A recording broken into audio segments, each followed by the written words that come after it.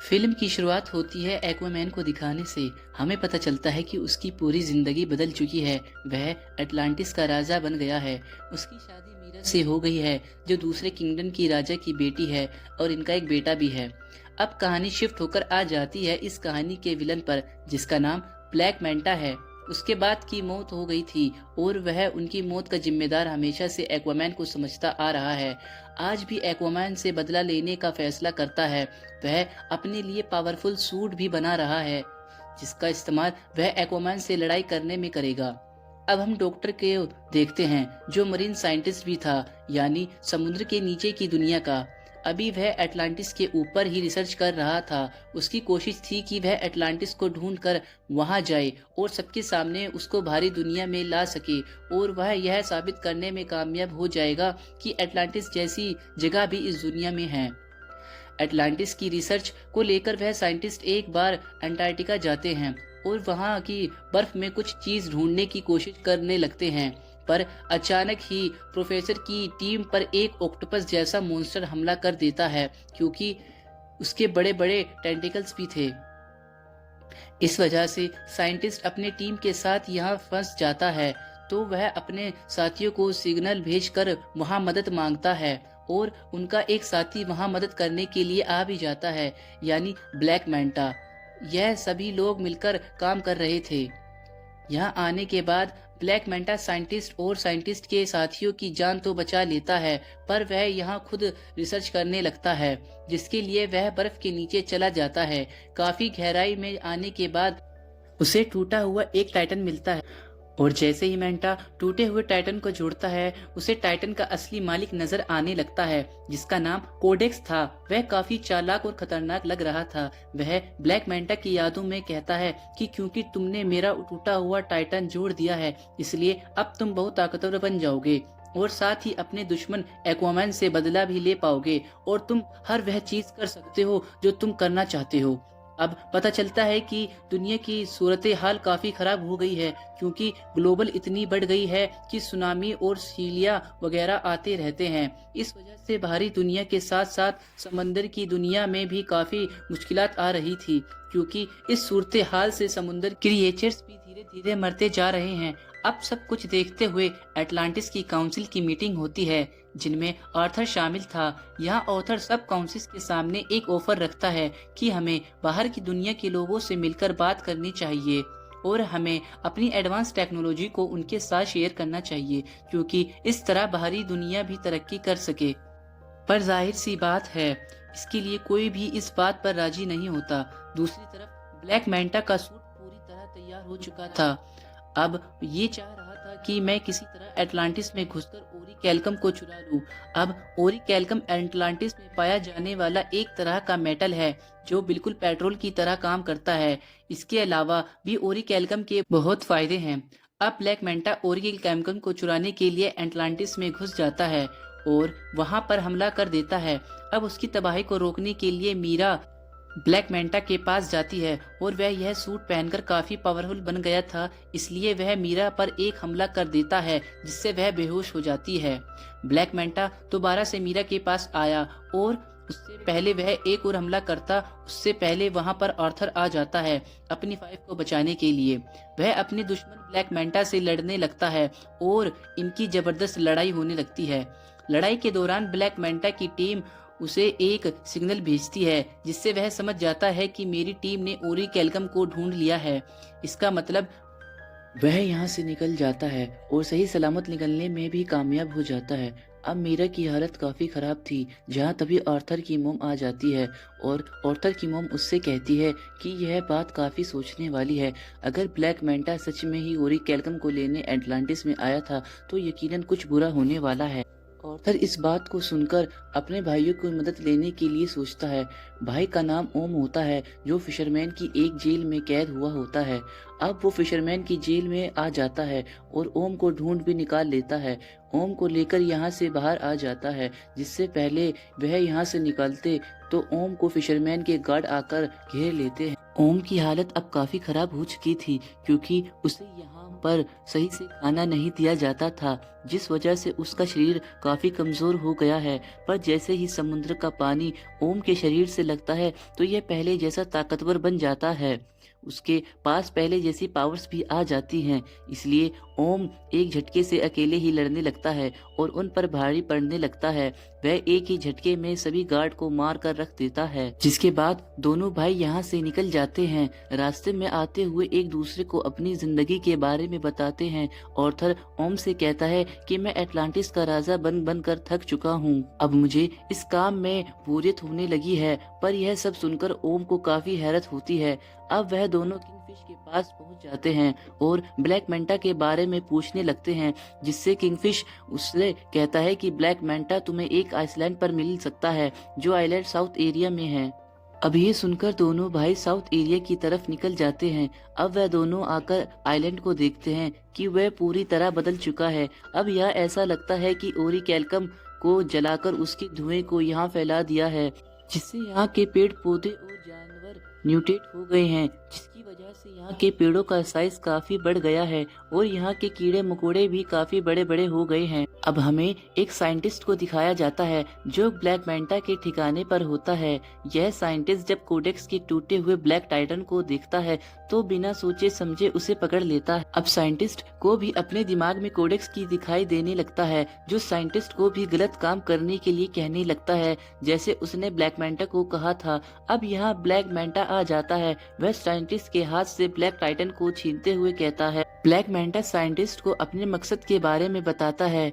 वह साइंटिस्ट से कहता है कि मेरा मकसद ऑर्थर के परिवार और उसको खत्म करना है और मुझे इसके लिए किसी से भी डील करनी पड़े, चाहे वह शैतान ही क्यों ना हो। अब ऑर्थर और ओम ढूंढते हुए ब्लैक मैंटा के ठिकाने पर आ जाते हैं। जो आते ही साइंटिस्ट से मिलते हैं। वह समझ जाता है कि ऑर्थर और ओम एटलांटिस से आए हैं और साइंटिस्ट ऑर्थर को बता देता है कि ब्लैक मैंटा का मकसद एटलांटिस को बर्बाद करने का है। इसी के साथ साइंटिस्ट उन दोनों को ब्लैक ट्राइडेंट के बारे में भी बता देता है। इनकी बात चल ही रही होती है तभी ब्लैक मैंटा के साइंटिस्ट ऑर्थर और ओम पर हमला कर देते हैं और दोनों की भाई मिलकर उनका बहादुरी से सामना करने लगते हैं।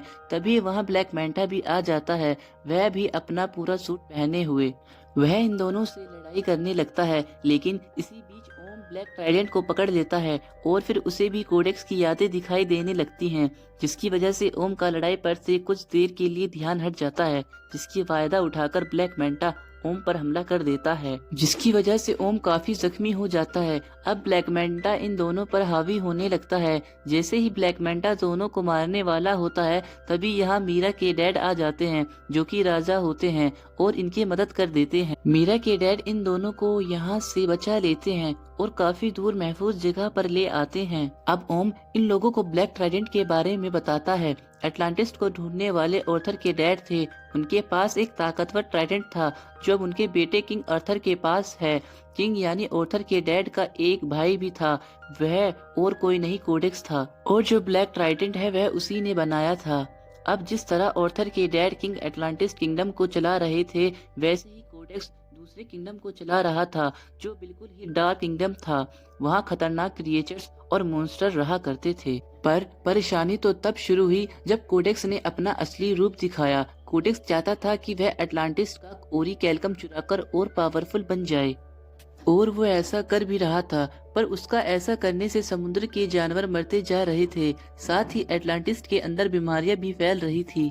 अब यहाँ सब हालात देखकर किंग ऑर्थर के डैड कोडेक्स के खिलाफ आकर खड़े हुए और उसे यह सब रोकने का कहा, पर कोडेक्स ताकत के नशे में डूब चुका था। वह अपने बड़े भाई के खिलाफ हो जाता है। अब इन दोनों के बीच में जंग छिड़ जाती है। जंग में किंग कोडेक्स को हराकर उसे कैद कर देते हैं। वह हमेशा के लिए कैद रहे, बाहर न आए पाए, इसके लिए किंग ने अपने खून का इस्तेमाल किया, जिससे हुआ यह कि कोडेक्स जादुई कैद में बंद हो गया, जहां से उसका निकल पाना नामुमकिन है।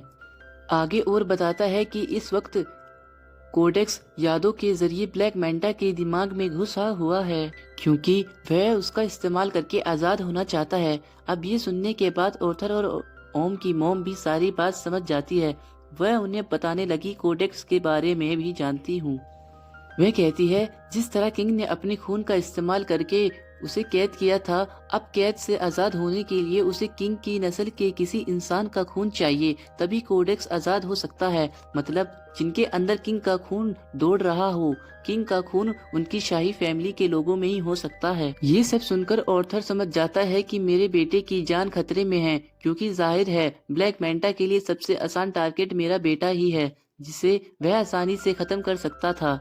इसलिए वह फौरन अपने घर आ गया और वहां आकर देखता है कि सब कुछ तबाह हो गया है। घर जल रहा है, बच्चा यहाँ से गायब है। साथ ही वह एक आदमी पड़ा देखता है। पूछने पर आदमी बताता है कि ब्लैक मैंटा यहाँ आया था, यह सारी तबाही उसी ने मचाई है और वही तुम्हारे बेटे को ले गया है। इससे साफ जाहिर हो गया था कि आर्थर का शक बिल्कुल ठीक निकला था। इसलिए अब आर्थर और ओम दोनों मिलकर उसकी बेटी को बचाने के लिए जाने लगते हैं। पर उससे पहले इन दोनों की मोम इन्हें दोनों को समझाती है कि हमेशा मेरी एक बात याद रखना, तुम दोनों एक दूसरे के भाई हो, चाहे कुछ भी हो जाए तुम दोनों को एक दूसरे का साथ देना ही होगा। आर्थर ओम सीधा ब्लैक मैंटा के ठिकाने पर आकर वहां हमला कर देते हैं, लेकिन इन्हें पर भी एक काफी बड़ा मॉन्स्टर हमला कर देता है, जिससे बाकी सब तो बच गए, लेकिन उसके सामने मीरा के डैड फंस जाते हैं। तब ओम जाकर उनकी मदद करता है और मॉन्स्टर के चंगुल से उन्हें निकाल लेता है।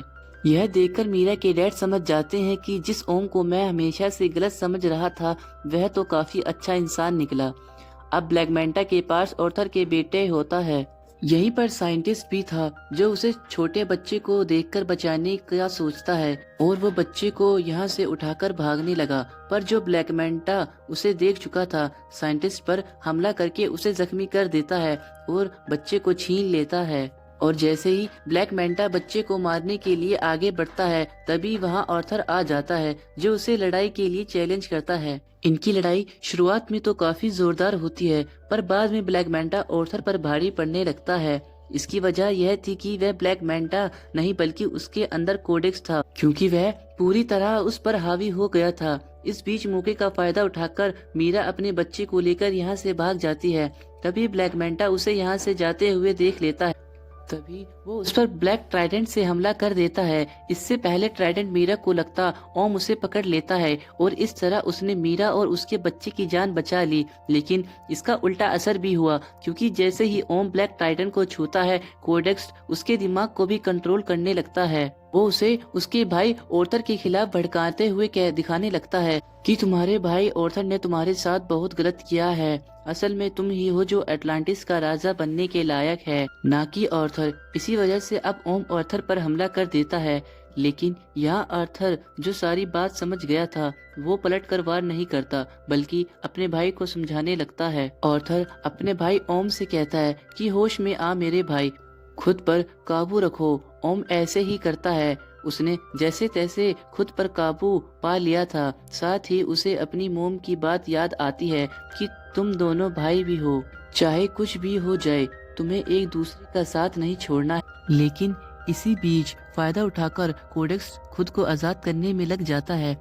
ऐसा करने से उसके जिस्म में जान आने लगती है। इसी वक्त ओम ने ब्लैक ट्राइडेंट को छोड़ दिया, पर तब तक काफी देर हो गई थी, क्योंकि कोडेक्स खुद को जिंदा करके आजाद हो चुका था।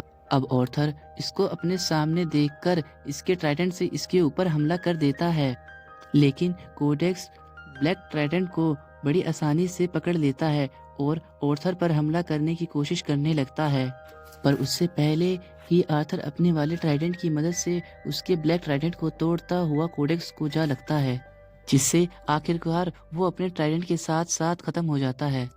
उसके खत्म होते ही पूरी जगह पे तबाही होने लगती है। धीरे धीरे करके ये सारी जगह टूटने लगी थी और तभी इसके नीचे ब्लैक मैंटा दब जाता है। पर उसे मुसीबत में देखकर आर्थर उसके सामने मदद के लिए हाथ बढ़ाता है, पर ब्लैक मैंटा इनकार कर देता है, यह कहकर कि शुक्रिया, मुझे तुम्हारी मदद नहीं चाहिए। तुमसे मदद लेने से अच्छा है मैं मरना पसंद करूंगा। तो इसी वजह से ब्लैक मैंटा भी वहीं दबकर मर जाता है, जबकि आर्थर और उसके बाकी साथी वहां से बाहर निकल जाते हैं। यहाँ आर्थर आर्म से कहता है कि अब तुम बिल्कुल आजाद हो, तुम्हें अब किसी भी जेल में जाने की जरूरत नहीं पड़ेगी, क्योंकि फिशरमैन की जेल में हम यह कह देंगे कि तुम यह दबकर मर गए हो और अब तुम यहाँ से जाओ और आजादी से अपनी जिंदगी जियो। ऐसा होने के बाद पूरी तरह अब ओम आर्थर को अपना भाई मान लेता है क्योंकि उनकी गलतफहमियां दूर हो गई थी। अब ओम आर्थर से कहता है कि एटलांटिस को तुम जैसे राजा की जरूरत है। इसके बाद हम देखते हैं कि आर्थर एटलांटिस को दुनिया के सामने ले आता है। बाहरी दुनिया में आकर इस किंगडम के बारे में वो सब कुछ बता देता है। उसने यह भी कहा कि अब मैं हम एटलांटिस की टेक्नोलॉजी को दुनिया के साथ भी शेयर करेंगे, जिससे होगा यह कि हम साथ में मिलकर दुनिया को मजीद और अच्छा बनाएंगे। आर्थर की जिंदगी ऐसे ही गुजर रही थी, यानी वो एटलांटिस और बाहरी दुनिया दोनों में रहता है। अब इस फिल्म की कहानी भी यहीं पर ख़त्म हो जाती है।